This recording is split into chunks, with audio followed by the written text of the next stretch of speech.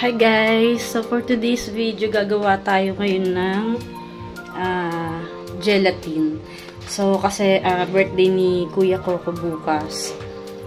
Kaya gagawa tayo ng dessert para meron naman tayong dessert. And ayun nga, matagal ko na rin kasi hindi nakakakain ng gelatin. Kaya gelatin naman ngayon yung trip natin na gawin ngayon. So ayan, gagamit tayo ng mga ingredients. Kasi nakita ko dati kay mama na ang ginagamit niyang ingredients is gata.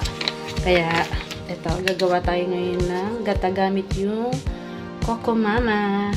So susubukan ko to guys. Kasi ito naman is fresh gata rin naman siya. Talagang gatang-gata yung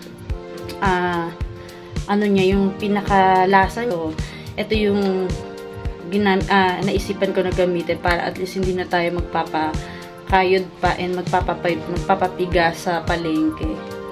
So mura lang to. Sa dali kasi namin to binili, nasa 30, 37, ganun. Basta nasa ganun. So ayan, dalawa yung binili ko. Ayan, dalawang Coco Mama, and syempre gagamit din tayo ng gulaman. Ayan. So, ilan to? 4 to. Tapos, syempre, asukal. And, meron din tayong condensed milk. Ayan. And, syempre, meron ako ditong eto. Ayan, meron ako ditong fruit cocktail. Inano ko na siya. Binuksan ko na siya, guys, para matanggal ko na yung ano niya, yung sabaw niya. Ayan. And ito na yung pinaka sabaw niya, nilagay ko siya sa pitchel. So, ayan, ganyan kadami na ipon natin. Ayan. So, mag-start na tayo. Ayan, ginupit ko na nga itong 4 na gulaman para matunaw siya bago natin siya pakuluan. Kasi kapag pinakuluan natin siya, tapos tsaka natin nilagay, kasi mamumuo siya, guys. Ayan, minekos-mekos muna natin siya ngayon. Mekos-mekos talaga. So, hinalo-halo ko lang muna siya para matunaw yung ano niya, powder niya. And ayan, lalagyan na rin natin itong condense. Ayan, mekos-mekos ulit, char. Halo-haluin lang natin ng mabuti para magpantay yung tamis niya. Tapos, nilagyan na natin ng asukal. So, tinansya-tansya ko lang muna ngayon yung paglagay ng asukal. Kasi baka naman sumobra sa tamis. Tsaka natin lalagay yung dalawang gata na Coco Mama. Ayan. Tingin ko magiging masarap talaga to guys. Kasi malasa talaga tong gata na to eh. Ayan, nilagyan ko na rin siya ng coloring food na kulay yellow. Dahil yan lang yung available. So, wala tayong pink and green. Kaya, yellow lang muna tayo for today's video.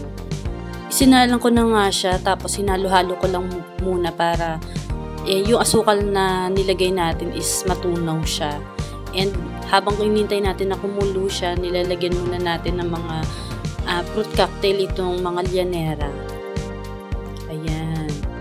And guys, maglalagay din tayo sa mga ganitong cup kasi puro bata yung pagbibigyan natin bukas. So dito ko na lang siya ilalagay sa mga ganitong cup. Lalagyan din natin ito.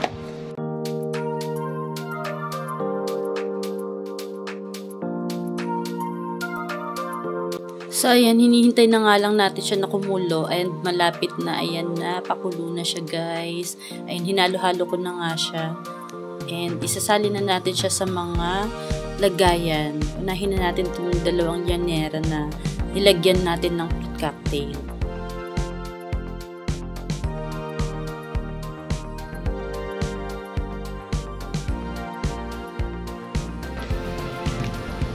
Kailangan ilagay na natin kasi mabilis siyang tumigas.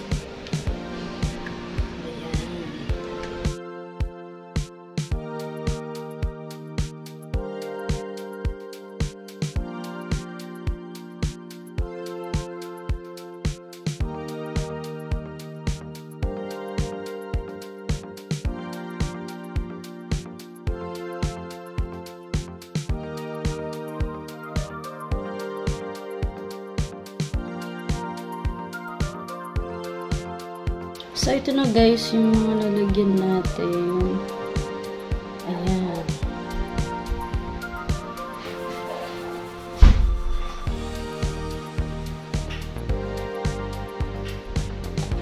So, mabilis na rin siya tumigas.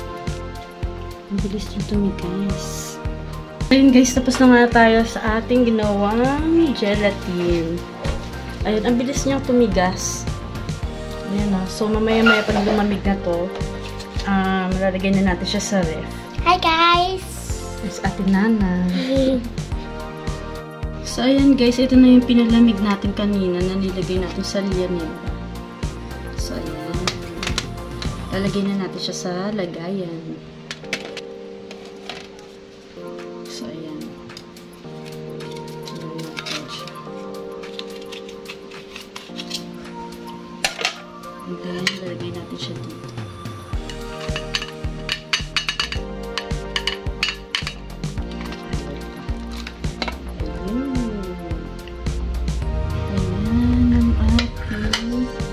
Gelatin.